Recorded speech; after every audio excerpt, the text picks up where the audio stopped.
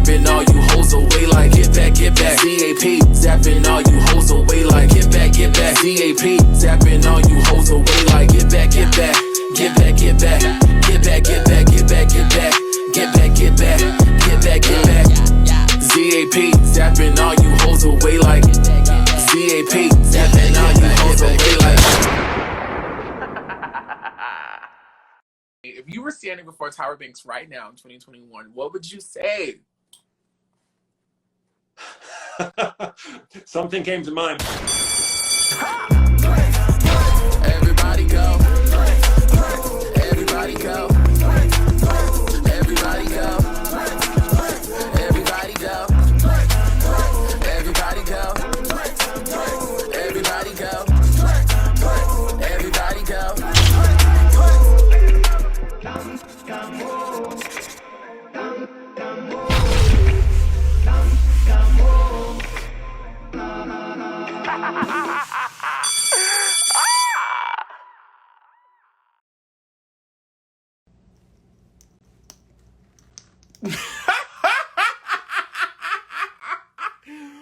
What is going on, y'all? Listen, my mama always taught me, when you finna be in the presence of a good-looking man, bitch, you always make sure your lips is right, okay? You always make sure your lips is right when you be in the presence, whether he married, whatever it is, you make sure you look right.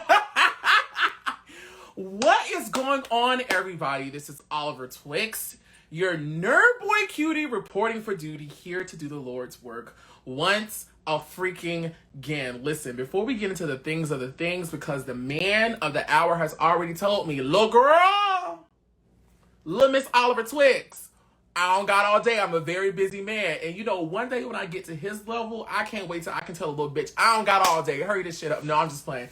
Shout out to Nigel and his team. They have been so freaking easy to work with to get this whole moment together. So listen, I first want to thank Tyra Banks. I want to thank Ken Mock. I want to thank all of the people responsible for creating and making Top Model, because we would not be here today. I want to thank all of you guys who have been supporting me way back then when I was just going live willy-nilly talking about my second favorite show of all time, because it's brought us here to this moment, and I would not be here without the lovely fans out there, and of course the contestants sharing their stories, feeling comfortable to share their stories with me. I am very grateful for this moment. This means a lot, and I'm so excited. Thank you guys for being here. And without further ado, I'm gonna bring noted fashion photographer.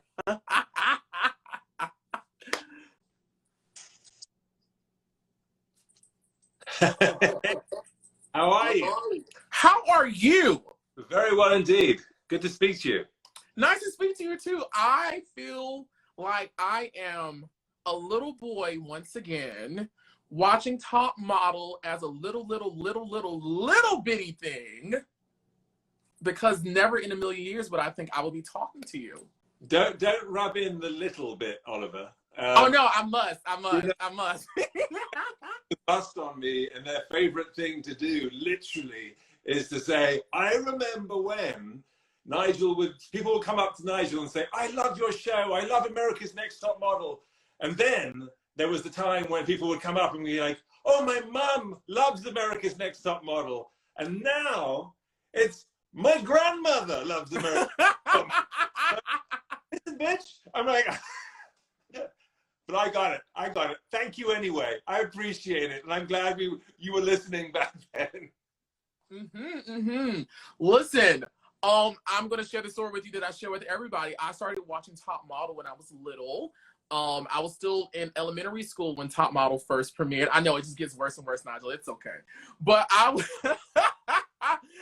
a little bitty one, and, you know, always feeling queer, always feeling like, you know, my interests and things that mean a lot to me, being a gay black boy at the time, I couldn't find it anywhere. And then there's a show called Top Model where it has all this creative energy, all of this queer magic, all of the things that interest me. And it's like many years later, me now being a content creator, taking in all those things, it means so much to be a part of this universe now, talking about these things and talking to you, because you were a part of that phenomenon. For a long time. For a long time, you're right. We had a lot of fun. To be honest, like I thoroughly enjoyed every moment of it. To be honest, there were definitely ups and downs, and as there are with anything, right? But I think if you really look at the history of a show like that, it's very unusual for anything to last as long as it did. It was an incredibly long run, and I myself was on it for over a decade, right? So it's literally, figuratively speaking as well, a generation. Full 10 years. And so, you've got multiple people going through high school, coming out the other end going, I spent my entire high school watching Top Model. And so there was a lot of weight put on your shoulders. And the reality too is that although not so young now, we were actually quite young then, right? Yes. It was a show run and produced, and the talent on it were all young people. So it was, we were also all finding our way, I guess, is part of it, right? It wasn't as if somehow we were all experts in the world of reality television, when we were one of the first, if not the first, reality show about fashion that was out there. Carving the way and cutting the way, and oftentimes it wasn't perfect, right? And so cutting to the chase of, I know some of the questions, I've seen a lot of things that people have asked and talked about, and I'm we're all well aware of issues and problems and stuff like that, and as and where I can shed any light, more than happy to. But I feel that with my own sort of history with the show itself, I was always trying, and I may have failed, and I no doubt did, but I was always trying to be constructive, to be, caring, to give critique that made sense and that was useful and that could be applied. And in large part too, because I am a photographer, I was a photographer, and that was what I wanted to do. And so I wasn't there to be TV, and if you look, I think, you may say, okay, well, that could also be boring, but that maybe was also the reason why I was able to stay on the show for as long as I did. As you know, I was the longest standing judge on the show other than Tyra, right? And I think that played a part in the fact that I was lucky in a way that I was the sort of voice of reason to some extent, not to the back, but to be like, I was often the one that where I didn't need to go over the top or be over dramatic for my sake. And I never wanted to be. I was always going to be me, so that helped me, I think, also just be a stable force on the show. Yes, which actually goes into my first question. With Top Model being brought into new discussion because the new generation is seeing it, and of course everybody was in the house due to the pandemic, so a lot of streaming, a lot of binge watching. How do you feel about this newfound fame that Top Model has, and what do you believe are your contributions outside of what you just said? What are your contributions to the phenomenon? Well, first of all, it's always flattering when people find the show for the first time and enjoy it again. And certainly you're right. I mean, pandemic brought it to a whole new head once again, not just in America, but all over the world. And I've been working with the franchise, not just in the US. I've done Australia, New Zealand, Germany, in Holland, and on Holland's Top Model, permanent judge for years, right? So in other parts of the world, they think of me as their judge, not as your judge, right? So now there are different aspects to this show, and it changes. Different places in the world do different things. Look, I think it's incredibly flattering. I'm glad the show still has some sort of relevance. However, there were things that happened in the show and that were done in the show that in today's world perhaps shouldn't have been done, right? And probably shouldn't have been done too, but we were also learning about it then. A lot of these things were coming to a head, and doors were being opened for the first time. Things were being said often for the first time in television. Freedoms and rights and things were coming to.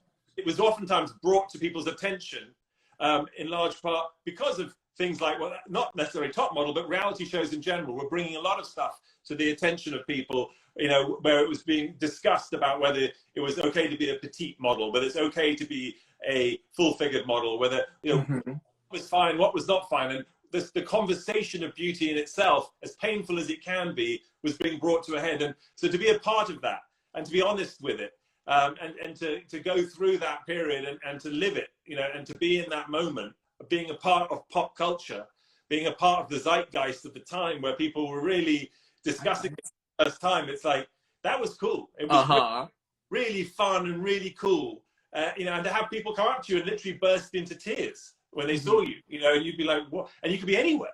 You could be anywhere in the world, and that someone would know you from Top Model. You'd be in the deepest parts of China, you could be in Africa, and you could be in Europe, or you could be in the US, and people would go, oh God, America's Next Top Model. You know, and that was like, whoa, man, because the show actually reached 156 countries with a weekly viewership of over 100 million people watching Top Model in its heyday. It beat out Baywatch and Sesame Street. So it was at one time, at its moment, when I think Eva Pigford was our winner. That was like Eva. All hail Top Model. Look, I had a good time. I mean, you know, so and really my biggest thing is just to say thank you for the opportunity more than anything. Oh, no, listen. I think the beauty about this little pocket of the internet I've carved out when it comes to talking about Top Model is, you know, it's a safe space here to talk about all of those human experiences, human mistakes, human actions, human everything that you just spoke about. The show being new in the realm of reality TV and being the first of its kind to talk about and present a lot of the things that it did. So again, I want to thank you again for agreeing to do this with me and answer some of these hard questions that myself and the fans have. And without further ado, the people who watch this know when I bring out the black phone, we're about to get into the things of the things of the freaking things. Are you ready, Nigel? Always. Okay, so listen. Name your top 5 contestants of all time, and who do you believe is the best winner of all time? So, listen, just because you ask a question doesn't mean that I'm going to answer it the way I know, but it feels great to look at you and think about it and see how you're going to get out of it. Yeah, there's a couple of things here. One, I've got a lot of winners and contestants that I know, and they're my friends. Many, you know, I find it hard to say that I like one more than the other, right? It's not a great thing to do with people that you know, like, and work with to say one is better than the other. However, I do have some rather good friends and people and fun stories. One of my friends that I from Top Model that has always inspired me, and we've had a great conversation ever since then, and we've worked together multiple times, is CariDee. So CariDee English is someone who, you know, despite the great episode where she tells me to pull a pole or stick from my butt, and the production decided to run with that story and make it the big highlight. You know, actually, I don't think it was as dramatic as it seemed at the time. You know, I didn't really react as much. I think the production was like, she can't talk to you like that. I even heard her say it, to be honest. It was one of those things where someone told me, you know what she just said, because she's mic'd, and I didn't hear that the people on the sound booth were like, I think she just said for him to pull the mic something out of his butt. So I was then told to react, and so I had that. So I'm like, you shouldn't say that. That's not a cool thing to say, CariDee. And anyway, what they didn't tell you, though, Oliver, is that whilst I was doing that, there was an ambulance outside the bull ring, and the bull was in there, and I was shooting the bull separately to get the picture. And I was actually, at one point, I didn't get out of the way quick enough, and the bull hit me, smacked my back, ripped my shirt, and actually cut me down the back of my back, drawing blood. I kept the shirt. The matadors who were in the ring jumped in and were like, are you okay? We're there all around the bull, and they're like, you okay? You okay? And I'm like, yeah, I'm fine. And I was like, I felt bad because they had told me to get up earlier, and I didn't, because I didn't think I was getting the shot. And it actually turned out that, you know, they looked at me, and I thought I was going to get kicked out, and they went, Mr. Barker, you have the heart of a bull. And but that did not make it on the show. Tell me that would not have been good. That would have been great to see you escape a near-death experience, Nigel. But they were like, oh, no, it's not good for, you know, people out there, we're going to get sued and all this sort of stuff. Anyway, so that didn't make it in the show, but the CariDee pulling the stick out of the butt bit did. Molly O'Connell, I think is her name. I think of Molly. She's a lovely girl. She's great. April, you know, Joanna.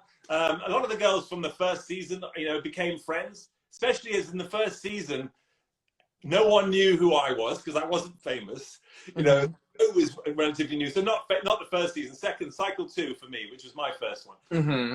You know, and so I wasn't famous. And so that, in a way, that was the perfect time for me because no one was able to really like be starstruck by me other than the fact I was a judge because no one had heard of me. As soon as cycle 2 came along, I remember walking on set for the first time and the contestants looked at me and were like, it's Nigel Barker from America's Next. Uh-huh.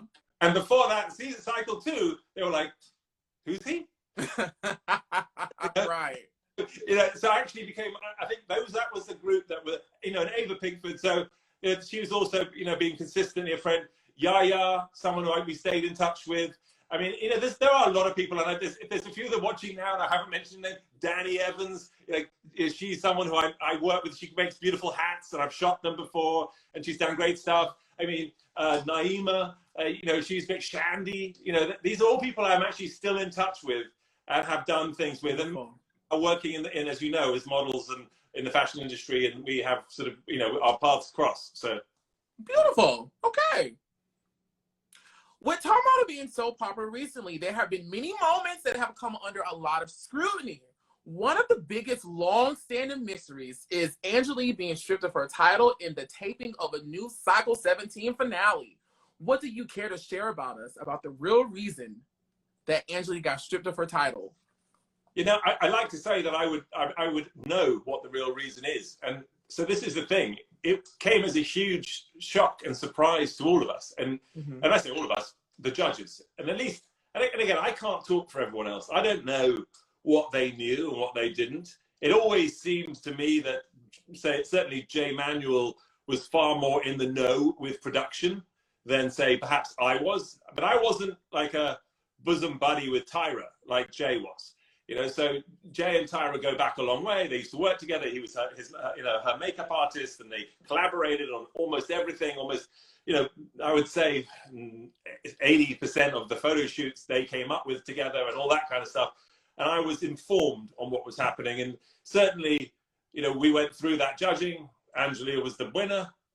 And then the next minute, something clearly scandalous apparently had happened to her. That was, as a result, she wasn't allowed to be the winner from a network standpoint, which we all thought was ridiculous. And why can't we know? But we weren't allowed to be told because they'd signed a confidentiality agreement with her and with them and what was happening. And we had to do a new one. And it was, what are you talking about? This is ridiculous. And we had to then shoot it in another country. We had to go back to the US and do it there. And it was a bunch of different things where it was very weird and difficult and uncomfortable for everybody.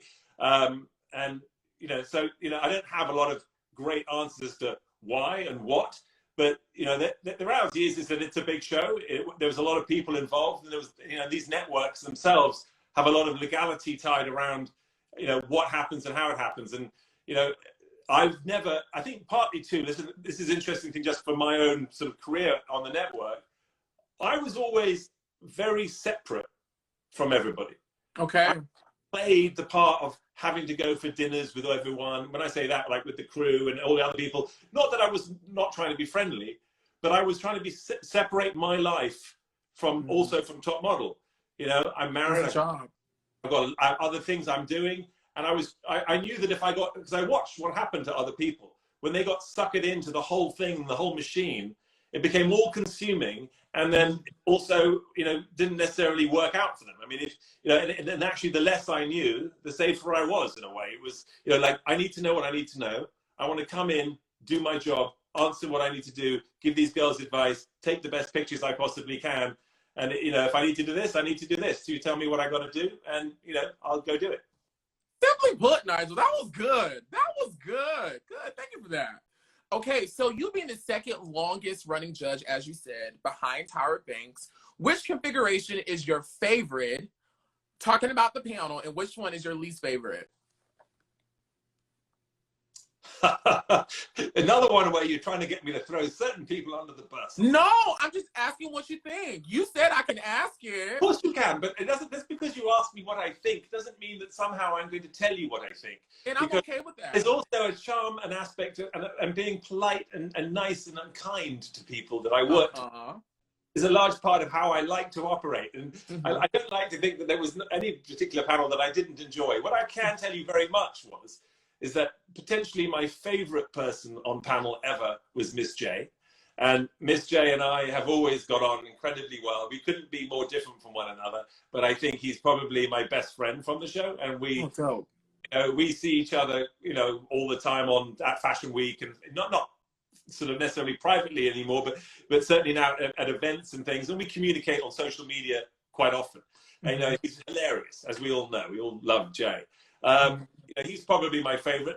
Andre Leontali was a real honor to be with him, and he's someone who I've gone on to work with after the fact. So Andre's written, wrote a foreword on my book that came out, and I worked with him, and he was the photo director and editor at large of Numero magazine. So after Top Model, we worked together on various different projects, and so he's just an extraordinary character in the world of fashion, as you clearly know, and someone who I've always been a fan of. So that was really cool to work with him. It was cool to work with Twiggy as well. It was funny though. Sort of Twiggy's one of those people where she's like a legend, and she's actually in my book. But then when I got to work with her, it was like having mum on set with me or something. It was sort of like, I don't know. I almost wish that I hadn't, because I would have kept it as Twiggy. And now when I think of Twiggy, it's like, all right, Nigel, can I have a cup of tea? And do you want to do here? Just go for a walk. But she was very sweet. She actually shared the same hotel with me. And I would see her so regularly, but I would be like, no, my vision of Twiggy is being ruined. I don't want to see her now this way, this light. I want to keep her as the legendary supermodel. So, and then Kelly Cutrone is also still a friend of mine, and a very good friend. And I think she often gets a lot of people harping on that she's really mean and nasty and tough. The reality is that, she says things that people don't want to hear, but actually are thinking. So half the time she said something, I think we all probably agreed with it most of the time. Whether we would have said it in that way or in that style or in that fashion, maybe I probably definitely wouldn't have done. But it's not to say that I didn't sort of inside of me go, oh God, yeah, that's right. Or yeah, I agree. So it's sort of, I personally was never good at saying something to somebody that was really mean. Unless, again, I probably did once in a while. If you look back at all the judgings, you're probably going to be able to pull out things that I said that I shouldn't have. But also, as you know, editing is a bitch. And sometimes when they cut around what you said, you pop out saying something that sounds quite different when it's out. Right. No, I've heard a lot of great things about Kelly Cutrone from the people I've interviewed who participated, the ones who have a relationship with her and experience. They're like, oh my God, we like her. Like, she's a big mama bear type thing. So it feels good to hear you confirm that story about Kelly Cutrone.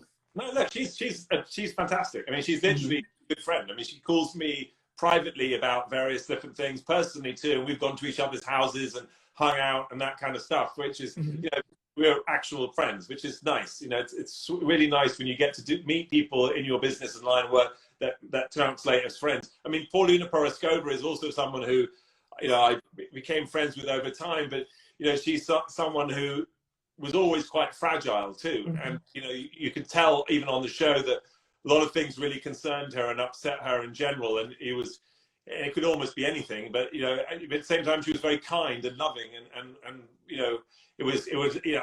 I always felt I was slightly walking on glass sometimes around her, not necessarily because of me personally, but just what was happening around her. It was, and it's difficult for people. It's not always easy to do things like judge people. It's sort of like, it's often against your natural instincts to do that.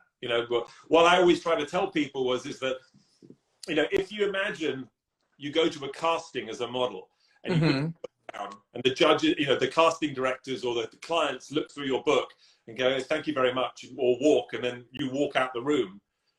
When in a normal situation, then everyone turns around and goes blah, blah, blah about what they liked, what they didn't like, and they critique that person, and they make a decision on whether they need to come back and see them again, or whether they got the job or whether they didn't. And the model leaves never knowing any of that, right? They just walk out. So it's very hard for them to change or fix or improve. You just have to either be smart enough to figure it out, or you just have to be lucky enough that you're right.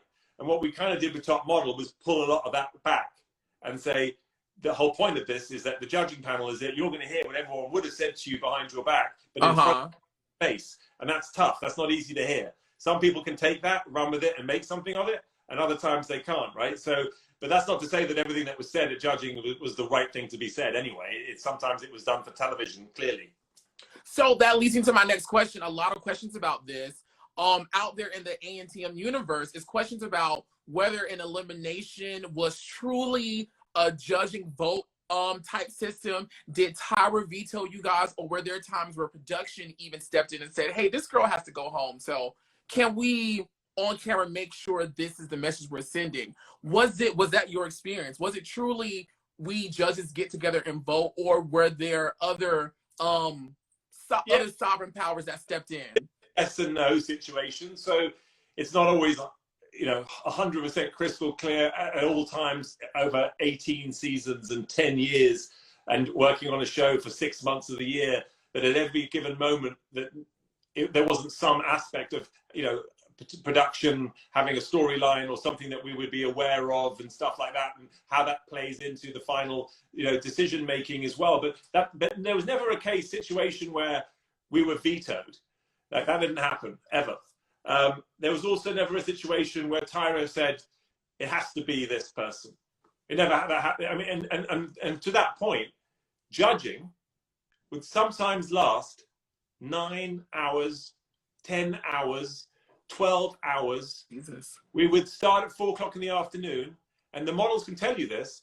We would leave at 4 o'clock in the morning, 5 o'clock in the morning, with the sun coming up, because we had sat there and debated and argued and been back and forth, and it didn't agree.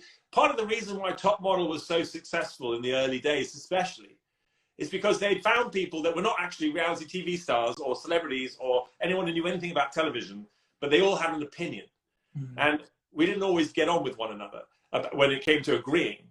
And I wasn't paid to be there to agree, right? So it was about, I was there to give my opinion. And, quite often it didn't jive with people, and we would be like, what are you talking about? Now, that's not to say that sometimes production didn't come in and sort of say, oh, well, you can't want to eliminate her. She's got a great storyline. Mm-hmm. Then you'd have Janice going, I don't care about storyline.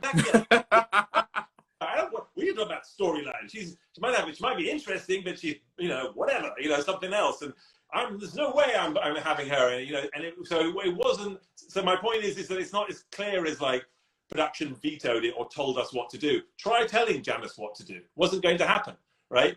So, and with myself, I listened to what production had to say, and I would try and take it in, because oftentimes too, there is an element, and we all know this, that people grow on you, and a personality itself could be very charismatic. And, certain people, I mean, even someone like a Kate Moss, for argument's sake, when she first walked on the scene, not everyone was like head over heels, oh my God, it's Kate Moss. She was a very small, young girl that, looked quite unusual considering everything else. But her personality came through and in the pictures, and she was in love with this great photographer, Mario Sorrenti, and, this sort of relationship grew, and people got to fall in love with her. And now everyone's like, oh my God, Kate Moss, she's a legend and all the rest of it. Of course she is, but it wasn't always that story. Mm-hmm. And so with that knowledge, I would often sometimes go, well, okay, well, I'll give this girl benefit of the doubt this time. Gotcha. And then sometimes too, like, the last will be first and the first will be last.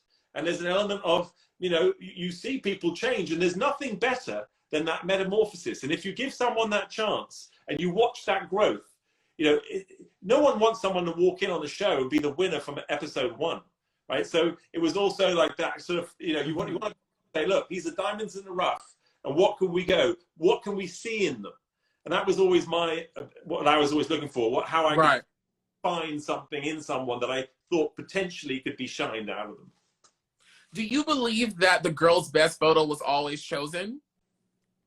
No, God, no.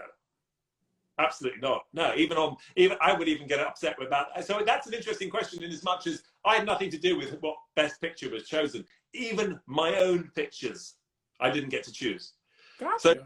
So Tyra would pick those. And I think production sometimes, but Tyra quite often would have last say, final say. And there would be times I would even look at them and I'd be like, whoa, wait a second, that's not the best picture that I picked.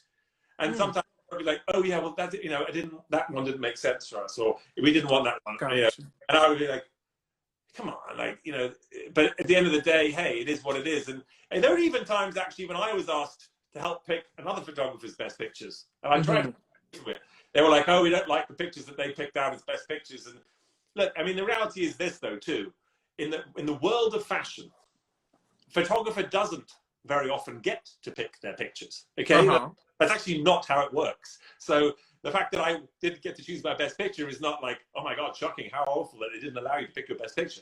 The reality is that you do your pictures, and the editor of the magazine gets to pick the pictures. True. You get and you show you, or you give them your selection maybe, and Mm-hmm. you know, you maybe give them your top 5 or whatever, and you know, maybe even if you're Patrick de Marchelier, right? You know, he had his pictures picked by Tyra, and actually picking some of them. So you know, there you go. It doesn't. That's even with the biggest names in the business, right? So I think sometimes it's when people hear things, they're like, "Oh my God, I can't believe that she did that or that happened." That's not because you know she's particularly controlling. That's also actually how the business was, and how production just was easy. It was as far as the mechanics of the machine and how it worked.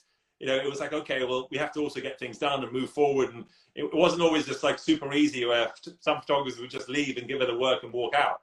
You know, so you know, therefore the pictures were chosen by Tyra and by production. And you know, did they put a storyline in there by perhaps picking a bad picture? I don't know. It's possible, but I don't have any. You know, it wasn't. They didn't try and make that a case. Gotcha. Gotcha. I know we're winding down on the time that you have with me. I'm curious to know. And this is a question I'm going to read verbatim, so I don't. We can go into OT. I had a cancellation a little bit, and I'm enjoying. Oh, we can go into OT. Do it just for you, Oliver. Nigel, can I hear you say my name again? Oliver. Ah, by the way, in Oliver Twist when I was a child. But see, not from you. But see, Nigel, I know about copyrights and I know about all those things. I had to change that S to an X. You got it. I like it. I got it. I like it. I can't afford that bill, Nigel. I just can't. Yeah. And I'm glad I did. Please, sir, can I have some more? Can I have some more? I'm like, no, I have nothing to give you. Okay, listen. I'm curious to know your take on this one. And again, I'm pulling out the black phone so I can read it verbatim. So here we go. For me doing these chats, and I've done close to 50 with different contestants from Top Model, we have been able to unearth many never before heard stories about Top Model. Now, many models have detailed specific run-ins with Tyra Banks, the judges, and production that have left them emotionally damaged for years since the show. Most recently, Lisa D'Amato called out Tyra Banks and the show's producers for the exploitation of her childhood trauma. What is your response to stories like Lisa, where the contestants have had these traumatic experiences, such as Alicia White from Cycle 18 and Jenna from Cycle 9? Look, there's no doubt about it. I feel very sorry for anybody who got hurt and upset, and it certainly, if they were scarred permanently on some level, that's something that should never have happened. And I feel badly for that happening. I can say this, that, you know, certainly within myself and the people who I know, as far as, like, you know, the judges that I'm associated with, you know, Miss J and, you know, Janice and, you know, Kelly Cutrone and Twiggy and Paulina Porizkova, you know, Andre Leon Talley, you know, we were not really privy to what was about to happen, you know, or what was being, or the storylines. There was never a time when the judges were sort of brought up to speed on, these are all the personalities of the people that are here, and this is their backstory, right? We were not given a brief, like, you know, and by the way, that on other shows I've worked on, they do give you a brief. They're like, here's the stories of all the girls, and here's what they are, and this is how we cast them, right? So in other countries, that actually happens. But it didn't happen in the US. I think it was partly because they wanted our natural reaction. They wanted us to see what was going to happen when someone acted crazy or said something or did something. And, you know, I think that there was no doubt that the casting process itself, which was another mechanism, which I was no part of in any shape or form, there was definitely perhaps, you know, a sort of a style of casting where, and this happens in a lot of shows, where they're looking for people with stories, where they're looking for people that, as much as they potentially could be a model, could also be good television, right? So what does good television mean, right? Well, it means having a cast of characters that were often going to conflict with one another, that were going to, you know, react with one another, that had stories that were going to be timely or inflammable, or have something that somehow would make the audience at large react or feel or sympathize or what have you. And, you know, were those stories played up on the show? Probably, and almost definitely so. And you can see, certainly, when I would watch shows, even the actual show after the fact, I would go, oh my God, I had no idea about that. Even though I shot the whole thing, I didn't know until I watched the show that that was actually happening. You know, that's what the storyline was. And there was an underlying storyline about why this person was this or doing that. I wasn't kept abreast if someone had some kind of, you know, whether it was a skin affliction or whether it was a mental issue, whether there was a death in the family or whether they'd had, you know, had to have an abortion or something, or whatever it might have been in their life. That wasn't something that I was briefed on ever.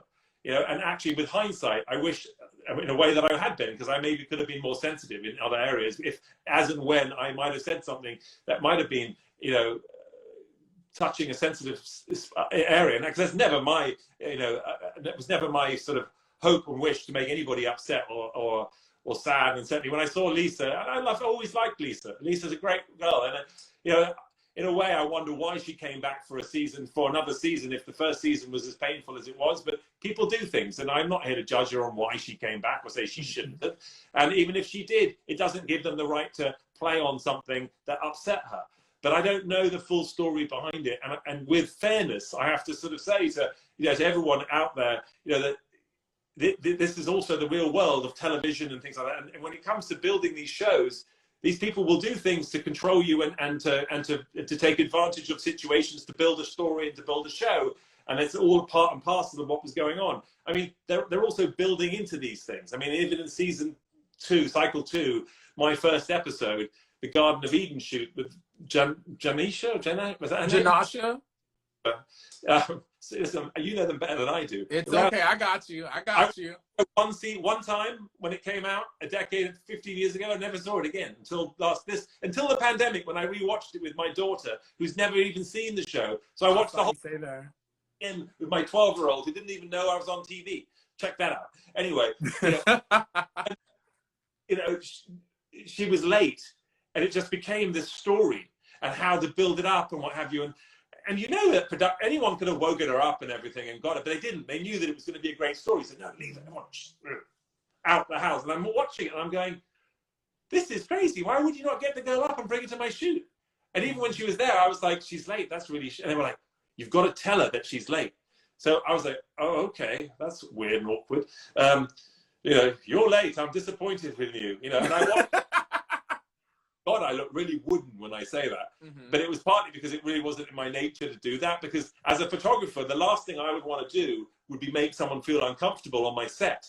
Because if I'm going to have to photograph them, at that moment, all I need to do is to make them feel good and make them feel happy, because I want to get the best out of them, not make them feel uncomfortable, weird and awkward, which of course was great for story, but not great for, you know, the actual moment.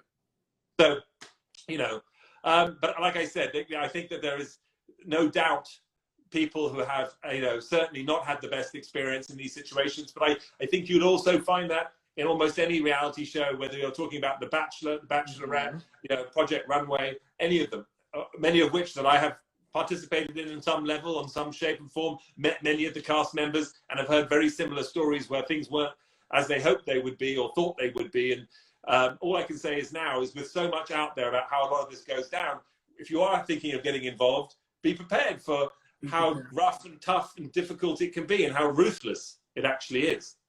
Yeah, I think that's one of the things I'm most proud about doing these chats when the girls come and talk. You know, one of the saving things you can take out of it is, hey, before you get into this, you know, don't be blinded by the glitz and glam of it all. Really take in consideration where you are in life and what you're willing to do and not willing to do when involving yourself with a reality TV show. So great sound advice, Nigel. That was amazing. I'm glad you said that.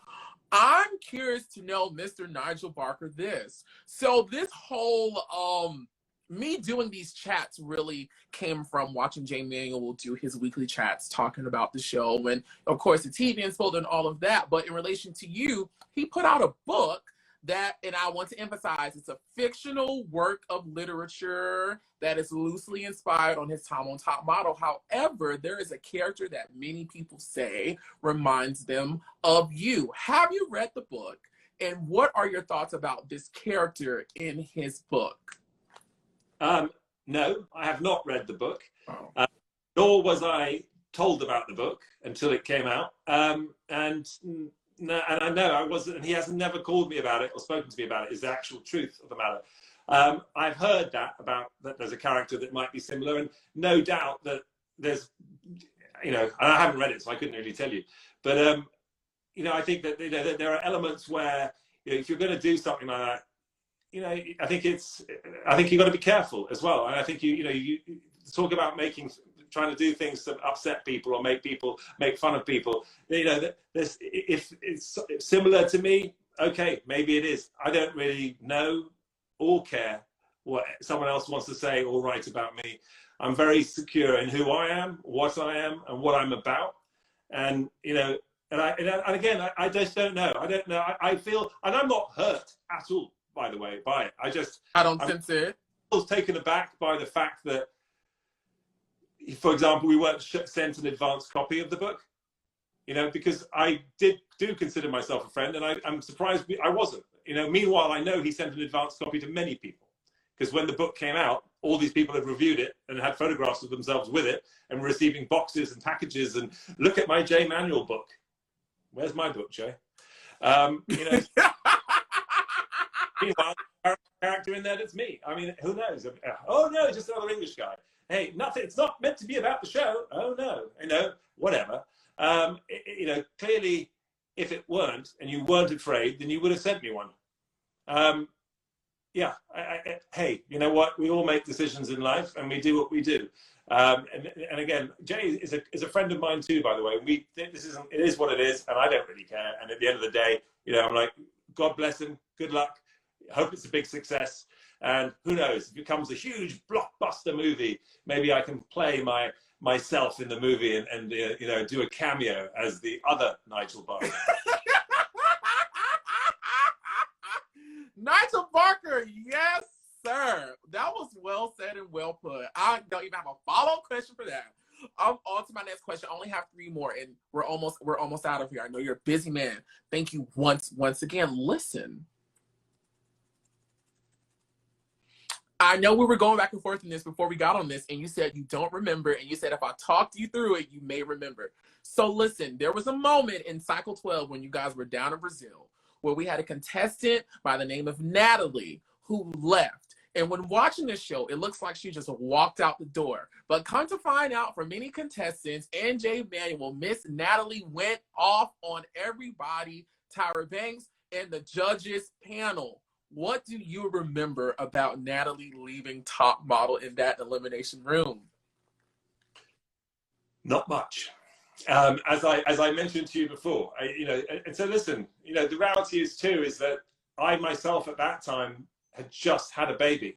So we had a baby that week. Mm-hmm. And to be honest, I really didn't care about Top Model then. You know, I really didn't. And I wanted to be anywhere but there. So we just had a child, and I was a little upset with production that they didn't let me go and sort of be away for a week. You know, so I think probably I was just distracted, to be honest with you. But I don't remember it very well. You know, in that whole trip to Sao Paulo was not sort of top of my mind, to be honest with you. And I remember aspects of, like, you know, moments and people and, you know, the show itself, but yeah, maybe she freaked out. She wouldn't have been the only one. There were plenty of people that freaked out at the end when they got booted off. It happened all the time. A lot of girls were very, very upset about being, you know, asked to leave. Yeah, so for whatever reason it might have been, and I, you know, and I understand it. It was very emotional for a lot of people and very hard, and was the worst part of it. I can't remember how many times I got quite sad personally at judging, because people I liked or cared about or knew or whatever, you could just see their hopes being dashed at that moment. It was the worst part of the whole thing. And it, you know, people may think, oh, come on, no, you didn't. But no, yeah, we did. And you know, and that often also is what also led to certain things and crazy stuff happening at judging, because the emotions were so high. The feeling, the vibe was so high, you know? Yeah. So anyway, I wish I could. I told you I didn't have. You're fine, Nigel. I try to think about it too. I even looked her up, and I don't even properly, you know, really remember the character that well. So hey, just being honest though. Okay, no, that's totally fine. We appreciate all honesty over here. I'm curious to know, something that shocked me and millions of people around the world was the moment we all found out that Jay Alexander, Jay Manuel, and Nigel Barker would no longer be a part of America's Next Top Model. It was a blow to my heart. I didn't like it. I was highly upset. I was already not really watching Top Model at the time as a long-term fan. But when I heard you three were not coming back, I was like, I'm not watching this. Can you please tell us, walk us through what contributed to you no longer continuing with the show? I mean, you know, I'm not sure that it's a thing that one can walk someone through what that meant, but, you know, it was certainly, it came as a surprise, you know, and I think no matter what anybody, whatever anyone else says, it was a surprise to all of us, right? So people, some like to rewrite history and act like it wasn't a surprise, they were all in control of everything. You know, and at the time, and that's why we were all on CNN, for goodness sakes. I mean, that's the kind of news it was. We went on CNN to talk about how we were fired off the show. I mean, who else goes on CNN when they lose their job to talk about why they got fired or axed or whatever? I mean, it came as a surprise, and I think it was hard, and I think it was difficult for all of us. None of us knew it was coming, and I'd worked on the show for 10 years. I'd done 17 seasons. And I was told basically a day before our contract was meant to be renewed that I was no longer coming back on the show. So yeah, it was weird and difficult and odd, and you know, but at the same time, it's business, and our contracts, we were not exactly fired, right? So the reality is that our contracts just were not renewed. So there is a difference. And so when people say, "Oh, were you fired?" Well, no, we weren't fired. We weren't brought back. It felt like we were being fired because we had always been brought back, and no one had alluded to us that we weren't coming back. There wasn't even by the way, you might not be coming back kind of cool. It was just things have happened, things have changed. We're trying to shake it up. Ratings are not as high as they used to be. Network thinks that they need to do better. You know, we want to shake it up. And in my opinion, and of course this is coming from me, biggest mistake they ever made. You know, sure, you want to shake things up. You want to add boys. You want to do various things. You want to put social media into it. You want to do all of that. Sure. But to get rid of the sort of backbone of the show and the people that built it, and and we were a large part of the crew that everyone enjoyed working with and everything, big mistake. But guess what? 1 week later, I got a call from Naomi Campbell saying, "Hey, Nigel, do you want to be on The Face?" So a lot of people asking me about this, and Nigel, I don't want you to think I'm trying to be a prick to your life. It's that, no, I'm just representing the voice of the people, and I'm trying to ask the things that the people want to know. A lot of questions about what were your experiences working with Tyra on Top Model in comparison to you working with Naomi Campbell on The Face? Completely different. Completely different. Top Model, Tyra was always a huge star, right? So I came on and I was just a small photographer on his way to doing some good things. When I first met her, it was right before the show and what have you, and I was friends with Jay Manuel, one of the guys who brought me on, but with a friend of his called Nole Marin, who was also a judge, right? So Nole and I had worked together for years prior, and I had had some real great big breaks right before, and then all of a sudden Top Model came about. So I was sort of on the verge of, getting to do some really great stuff in photography, and had worked for a lot of big magazines, and it just started to break out. But my relationship with Tyra was different, I think, in large part because of that, because she was already this big supermodel and was already this well-known star. When I started working with Naomi, although I had worked with her as a model 20 years prior for Chanel and stuff like that, it was years later, right? It didn't matter. So when we met as sort of adults on The Face, I came to the show as a sort of a celebrity force of my own, with the sort of 17 seasons of Top Model and a huge television fan base, whereas she was relatively new to television and reality television, although she was a super famous model, right? So I had my own clout and my own fan base, and so she respected me for that and treated me as an equal. Naomi did, and with we used to eat with Naomi dinner regularly, and we're still friends, and she still responds to my calls, and we used to hang out, and we still do, and she's I can email her and get back to her. I never really had that relationship with Tyra in the same way, so it was much more business with Tyra. Although we are friends and we are totally civil, and we've hung out, we've had dinner, we've traveled all over the world together, it was always a slightly different type of relationship than I had with Naomi, who would invite me to her house or come over and see, do this or do that. Let's go and have dinner. Let's meet my friends. And we would actually party together. So it's a different, completely different relationship. And, they're both very you know, smart, tough businesswomen in their own rights as well. And it was an honor to work with both of them. And I say thank you to both for giving me an opportunity. And it was always somewhat awkward and weird because, you know, clearly Tyra had a big issue with Naomi, and you know, and I guess Naomi had an issue with Tyra, although Naomi never ever asked me about it or spoke about it ever. Beautiful, beautiful. I'm curious to know, Nigel Barker, what is your proudest moment about being a part of America's Next Top Model? Oh, I mean, many proud moments. I mean, I think the thing I was most proud about was the fact that we helped open up the world of fashion and the exclusive world of modeling and the fashion industry to the world at large. And it wasn't without, you know, error or problem, right? So there were a lot of people out there when we were making the show that were in the fashion industry that secretly loved it, but openly were quite critical and harsh about the show from the fashion side, saying that we made a mockery of fashion, or that we were, you know, over the top and exaggerating the photo shoots and making, you know, extreme photo shoots all the time, and that wasn't what fashion was like, and that the people we picked were, that's not how models are found and discovered, and that we were sort of changing things. But that's exactly why it was great. That's exactly why we, you know, was so successful. And I think Tyra did go a long way to help change a lot of things that happened in the industry, and you've got to give her credit for that. And, you know, she really, you know, pushed things out there, whether it's, you know, for example, the full-figured models or petite models, and, you know, that having that kind of conversation now, it just seems ordinary. It's like, well, of course, but it wasn't always the case, right? And so a lot of these conversations, I mean, there were times when we you know, model agencies would call them, you know, plus-size models. We have a plus-size model division.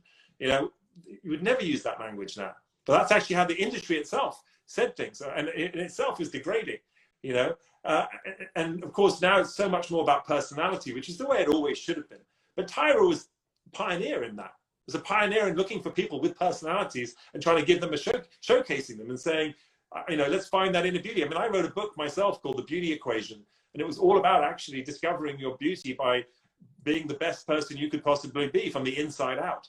And that's how I've always seen things. It's like, that's again what I was talking about, by that genesis of someone who at the beginning that you didn't necessarily think had what it took, but by the end of the show, you were so invested in them, so in love with that character, that personality, that they actually truly shone like a diamond, that they were a diamond in the rough at the beginning and a polished diamond at the end. And there was nothing more gratifying than that moment.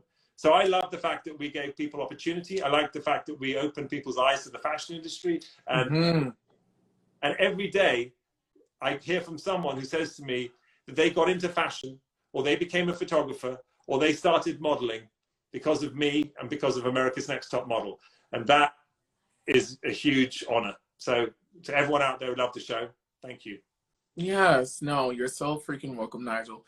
Listen, I would be remiss if I didn't ask you this, something I ask every person who does this with me. If you were standing before Tyra Banks right now in 2021, what would you say? Something came to mind, but I won't say it. No. Yes. You know, no, I mean, what would I say? I wish her the best of luck. I mean, it's always interesting to see how she's reinventing herself and what she's going to do next and what other show and what have you. And what, you know, I think that God bless her for doing all these different things. I mean, I think that she's living her life. She's doing her thing, you know, and I think that is also powerful. It's not easy. It's very difficult to be out there and be constantly critiqued on everything that you're doing too, you know, and whether you make the right decision or the best decision, you're making a decision. And I think that she does that. She's out there and she's doing things, and she's always going to get critiqued by someone, because it's, you know, it's really, really tough to be at the top. And that's what she is. She's at the top. Yeah. Heard and received. Listen, Nigel, we're edging on an hour, so I'm not going to hold you anymore. I'm curious to know if there's anything else you want to plug, you want to mention, you want to clear up about Top Model or about yourself. I don't think I have anything to clear up about myself. Thank you, though. But, you know, as far as the show goes, look, I hope everyone loves it still. I hope you enjoy it. I hope you can get into it. And, you know, obviously take everything with a bit of a pinch of salt. You know, and enjoy it. And, you know, realize that it's up to you to live your best dream and to live your best life, and to give yourself the opportunity to, you know, rise to the top. You know, there are so many people out there with so many possibilities, so many options, and oftentimes it's themselves or what's going on around them that's holding them back. And I think that the greatest thing that was happening, we could see on Top Model, is where some people didn't have an opportunity, didn't have a chance, and all of a sudden just became these incredible characters, and they kind of unleashed what their magic. And so I always look at people and say, I hope you can do the same. And as far as plugging anything, if there's anything I was going to plug, it would be purely that one of the things that I've started that people might find very interesting is that I've started a new platform called Vive, which on Instagram is @TheVive with a one, V1VE. And it's a health, fitness, and wellness platform to bring all of health, wellness, and fitness under one roof, one destination, one place, with the best of the best out there. Because I know there's so many people, for example, like my children, who find it very difficult in this world of the pandemic and COVID to juggle through social media to find health, fitness, and wellness. And it's become a big part of my life. Anyone who knows me knows that I've started gyms like the Dog Pound in New York and LA, and it plays a large part of who I am and what I am. But I want it for everybody. And I know how important it is that we need our health more than ever in this difficult, and fitness plays a large part into it. So have a look. We've got some incredible people on the Vive, and they blow my mind every single day. So it's, I'm, excited. I love fashion. I'm still a part of it. I'm still a photographer, but, I've taken a move into the fitness world even stronger, more than ever. So I appreciate it, by the way, Oliver. Thanks for letting me give myself a little shout out. It's nice. I appreciate it. Oh, no, you're welcome. I mean, you're only doing this with me right now. So the least I can do is let you shout yourself out.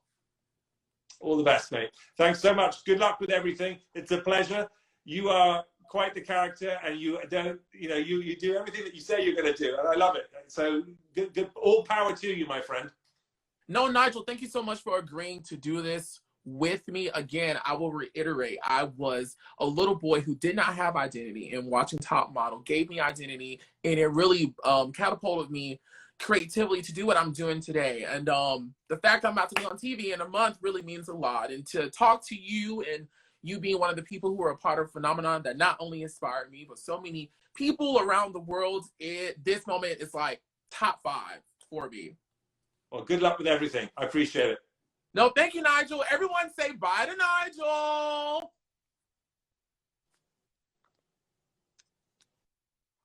Listen, guys, that was my little chat with Nigel Barker. Noted fashion photographer Nigel Barker.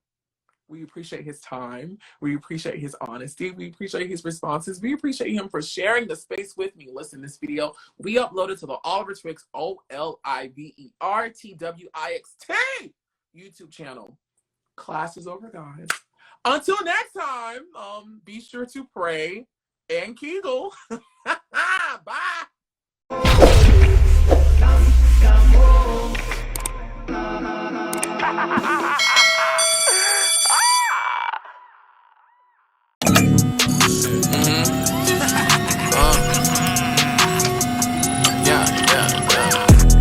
ZAP, zapping all you hoes away like get back, get back. ZAP, zapping all you hoes away like get back, get back. ZAP, zapping all you hoes away like get back, get back. ZAP, zapping all you hoes away like get back, get back.